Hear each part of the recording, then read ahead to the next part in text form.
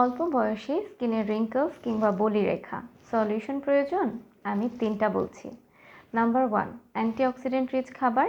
Number 2, body detoxification. এবং number 3, যেই খাবারগুলো আপনার স্কিনকে দ্রুত বুড়ো বানিয়ে দিচ্ছে সেগুলোকে অ্যাভয়েড করা। নাও, অ্যান্টিঅক্সিডেন্টযুক্ত খাবার কোনগুলো? অনেক ধরনের আছে। হলুদ কিংবা টারমারিক হতে পারে এর মধ্যে একটি গ্রেট চয়েস। এর পাশাপাশি vitamin C, vitamin E, zinc, magnesium এবং বিভিন্ন ফ্ল্যাভোনয়েড রিচ যে খাবারগুলো আছে, স্পেশালি বিভিন্ন কালারফুল এবং ফ্রেশ ভেজিটেবলস, এগুলো আপনাকে খুব ভালো অ্যান্টিঅক্সিডেন্ট দিতে হেল্প করবে। নাম্বার 2তে ছিল বডি ডিটক্সিফিকেশন।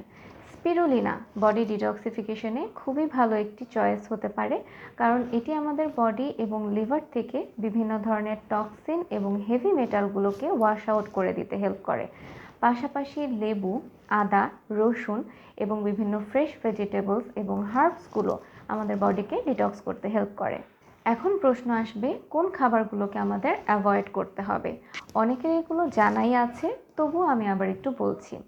সুগার কিংবা সুগারযুক্ত যে কোনো খাবার, বিভিন্ন ধরনের প্রসেসড বা প্যাকেটজাত খাবার, ডুবো তেলে ভাজা খাবার এবং অবশ্যই অতিরিক্ত পরিমাণে কোল্ড ড্রিঙ্কস বা সফট ড্রিঙ্কসগুলো। নামি দামি যত প্রোডাক্টই ইউজ করুন না কেন, যদি খাবারের দিকে নজর না দেওয়া হয়, এগুলো আপনাকে খুব বেশি দিন সাপোর্ট দিতে পারবে না। তাই আজ থেকেই শুরু করুন healthy choice for healthy skin.